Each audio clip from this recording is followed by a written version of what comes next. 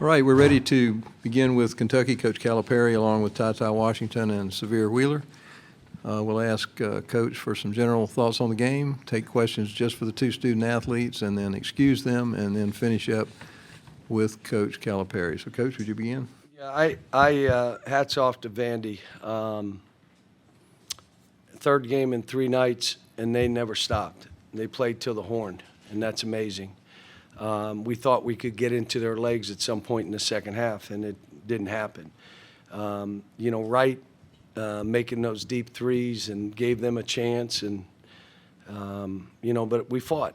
I thought Jacob and Davion played unbelievably well.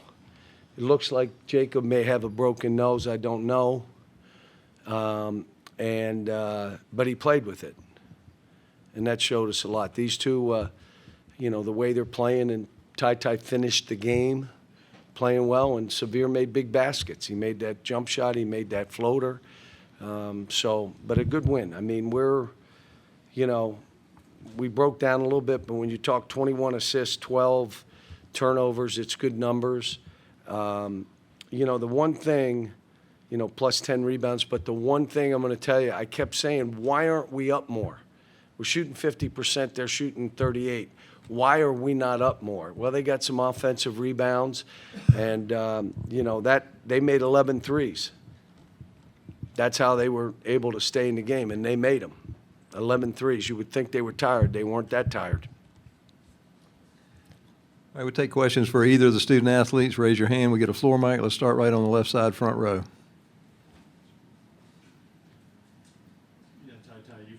Obviously with a lot of points in the final 6 minutes or so. And I thought I saw Coach Cal sort of urge you to be more assertive. I don't know if that happened or not, but what got you going? What do you think? How do you account for that?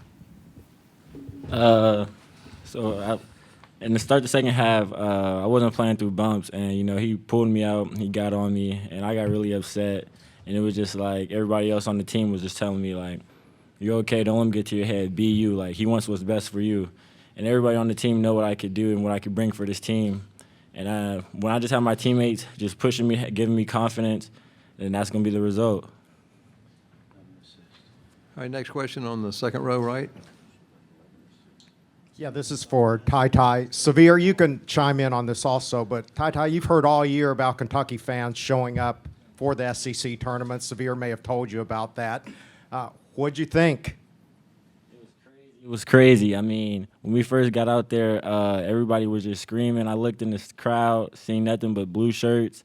Whenever I hear that "Go Big Blue" chant, it's just like so unreal. Do you want Sahvir on that one as well?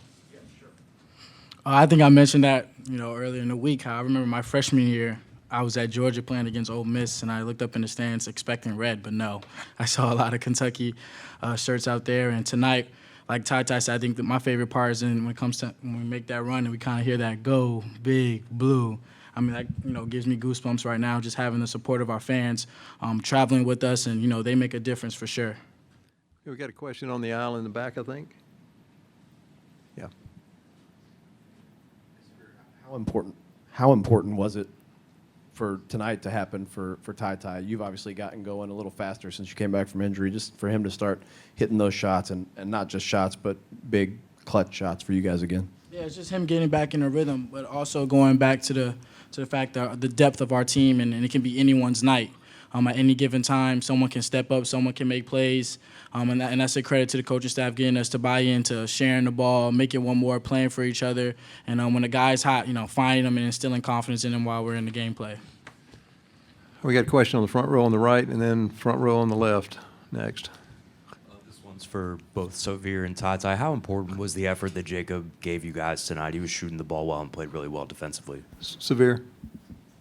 Oh, his energy, his presence. He was talking, even with the face mask. You can barely understand him, but he was saying something, and that's big time right there. And for him to have the balls to kind of make those shots, same thing. Coach got on him early in the first half. Was like, why shoot an air ball three when you could step in and make mid-range 75, 80% of the time? And he adjusted to that, took coaching, took constructive criticism, took that with him on the offensive end and defensively. He was the anchor in that second half, being able to switch, being able to talk out the actions and finish, contesting, blocking shots coming from the weak side, and finishing possessions for us on the defensive end as well. Same for TyTy. Yeah, pretty much the same as what Sai just said. Just him stepping in after he shot that three. I told him, Coach Cal always tells us shoot the ball straight. So when he shot it to the right, I was like, it wasn't straight, right? And then when he got his face mask, he started shooting the ball straight, making a whole bunch of baskets. And what he did for us on defense was phenomenal. I mean, he brings that for us every game. He's always rebounding. He's just the energy guy for us. So for him to make those big baskets and big moments that we needed them, that was pretty good. Go ahead. For both you guys, can you talk about the defense on Pippen? He had the two big games in the regular season. What do you think made the difference tonight? I think now at this part of the year, it's all about a sense of urgency. And Coach Cal was saying at the beginning of the game, like at this time of year, it's about defense. That's how you win games. And also, we obviously all saw the game last night where he shot 21 free throws, and we was making it an emphasis to keep him off the line, play with your hands up, keep length on him, keep different guys on him so it could kind of wear him out. And that's essentially what it ended up happening. Making him run around the court and try to play one-on-one against guys who I feel like are confident my team can defend one-on-one, and that's how we got the edge at the end of the game. All right, we got time for two more questions. Take it there, and then the last question over here on the right. TyTy, since Cal got here, we've watched a lot of freshmen. It takes the entire season for them to get from point A to point B where they're ready. But you've had so many injuries in between. How have you fought through that and managed to get to where you are now despite all that? It's just pretty much battling adversity. I mean, I'm playing with an older group of guys, so I know they all believe in me. The coaching staff believe in me. And just playing with guys that are older than me, I mean, we're a pretty smart team, so it's just like we have depth. So it's like when I'm hurt, I'm not going to just sit there and, try to make it about me. I know my teammates got my back. When I was hurt, Davion, Kellen, they both stepped up tremendously. So it's just like I'm not going to make it about me. I'm just going to get treatment, get back in the gym and stuff like that, just try to get back to 100%. But I know my teammates got my back. Go ahead. Yes, question for Sahvir. Sahvir, was this a good way to start the postseason with a tough physical game where you guys had to make plays? Definitely. That's crazy. You guys are asking questions as if you guys were in the pre-game meetings with us. Coach was saying how this is going to be the hardest game, the first game, in the SEC and in the NCAA tournament. It's going to be the hardest game. And, we kind of wanted this. We welcomed it. We always welcome a challenge to figure out how we can win at the end of the games when it gets tough, because it's not always going to be, 20-point wins or, we're down and we're coming back. It's going to be sometimes going to be back and forth, and we got to battle and figure out what we do best at the end of the game in order to finish and close out games. All right, we'll excuse the players. You can return to the locker room. And we'll continue on with questions for Coach Calipari. Let's start on the aisle in the way back.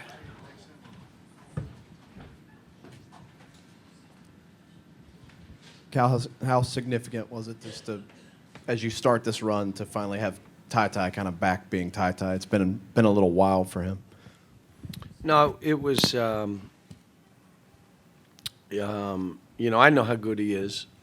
And, trying to get him, my concern always is guys that are young don't know how to play through bumps. And they get bumped, and now they're off balance, and then they turn it over and all that. And that's what I got on him about a couple times in the game.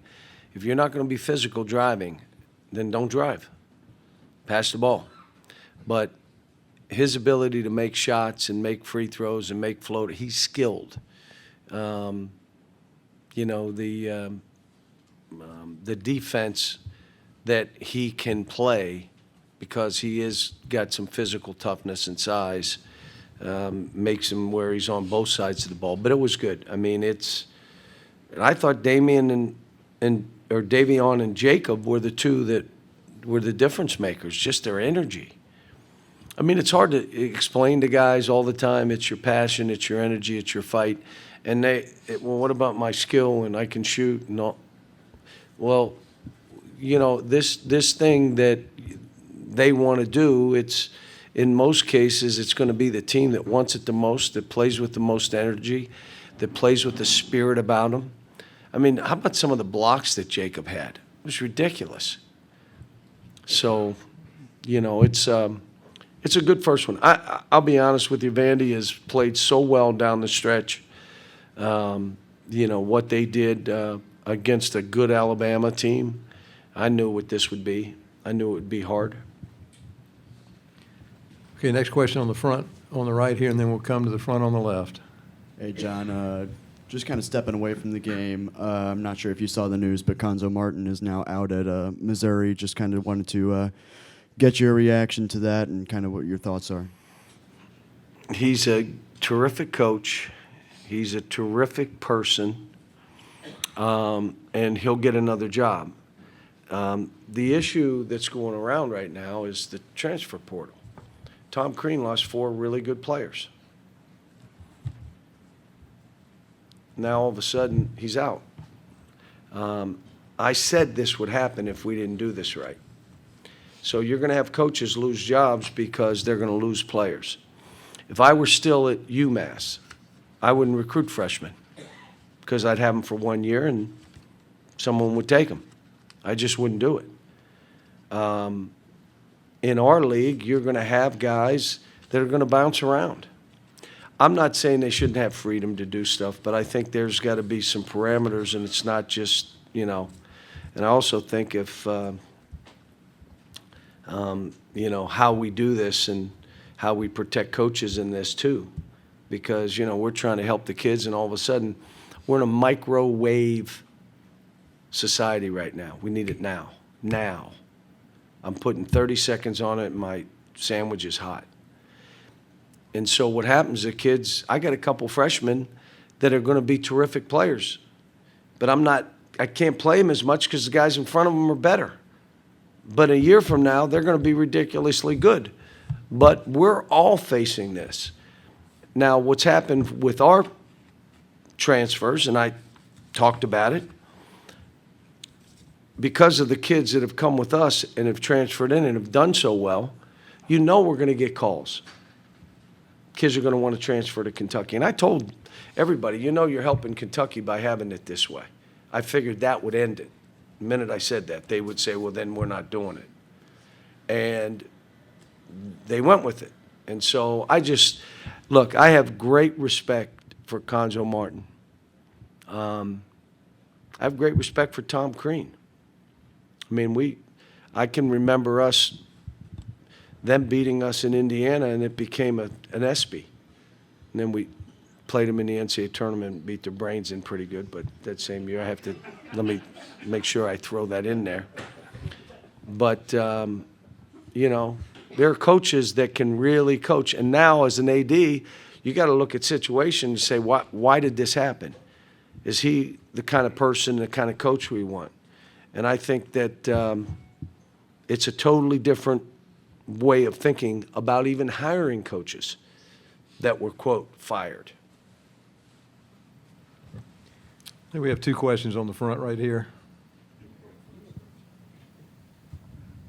John, I wondered, it seemed louder tonight than maybe in Rupp for some games. I wonder what you thought of the crowd support and what factor you think that was. Well, let me just say our fans in Rupp, I think we had a 50-some game winning streak, a 40-some game winning streak, and Rupp Arena is a terrific building with great fans. So you can't really take away. I mean, we're winning 95% of our games in that building. But these are the fans, in most cases, that cannot get into Rupp. So they go to the tournament. They also know I don't make a big deal out of this tournament, but they're fine. Just make sure we can stay a few days. And I looked out there, and I know somebody said, well, there's a team that is going to have all the fans. Did you guys hear that? Like, they got all, they sold, they're going to be the leading ticket. Are you out of your mind? What are you, smoking crack? I mean, I guess you just say it enough and it's true. I'll just say it and say it again and say it again, and it's true. Our fans travel. If we played in Montana, they would be there. I don't know how they get there. I don't know if it's a wagon train. I don't have any idea. But they're there. And they're loud. And we were getting on the bus. Police had to get them away from the tunnel where we're staying because they were trying to run down next to the bus. But it makes this place what it is, our fans. And I said it all the time, they're crazy, but I love them. I love our fans. And we have some that aren't the true fans that'll, but that's everybody. Our fans, one thing I say, that why I say they're crazy, I will watch this tape tonight. And I just watched it because I coached it. Then I'll watch the tape one time. We have fans that watch it 3 times. I'm like, what's wrong with you people? I watch it once and I coach the team. You're watching it 3 times. Yeah, I just wanted to make sure. What? But that's what makes ours fans unique and different. We just have time for 2 more questions. Take it right there and then right there. John, the rubber match coming tomorrow with Tennessee. You guys beat their brains out when you had that Rupp Arena crowd, and they turned the tables on you. And they beat our brains out. Yes, they did. You're going to have the crowd on your side again, but it's not just the crowd. Where does the energy come from when you're not in your home environment to win a game like this tomorrow? Well, first of all, you guys know the respect I have for Rick Barnes. I mean, he's a friend, a dear friend. I hate to play against friends. But we're both going to have our teams as ready as we can with a quick turn. I mean, we're playing tomorrow at 3. I mean, our kids are going to get to bed by midnight. We play tomorrow at 3. So it'll be interesting. We weren't ready up there. I mean, Oscar and we just, we weren't ready. But their guard play was so good there. It was like, and ours was not the same. And I got out-coached. I knew they would play different, they move the ball pops, and they're running great offense, and they're physical, and they're a good defensive team. They're good. It'll be a hard game for us to win, no question. Okay, we'll wrap it right there. Thank you, Coach. Thanks.